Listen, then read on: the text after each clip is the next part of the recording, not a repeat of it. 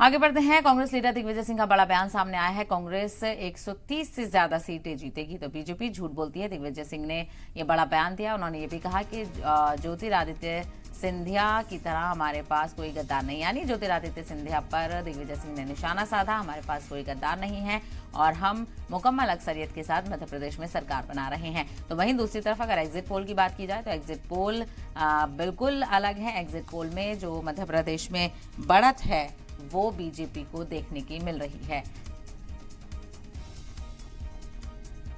130 plus, उससे नीचे नहीं जाएंगे। मुख्यमंत्री पद के चेहरे पे भी सर सवाल उठ रहे हैं। कोई सवाल नहीं है। एक्स्ट्रा सिक्योरिटी फोर्सेस आप लोगों ने मांगी है, क्या कुछ आपको आशंका है कि अब हॉर्स ट्रेडिंग होगी, विधायकों को खरीदा फरोख्त है दोबारा? भाजपा तो व्यवसाय करती है, राजनीति थोड़ी करती है। हमारी पूरी तैयारी है।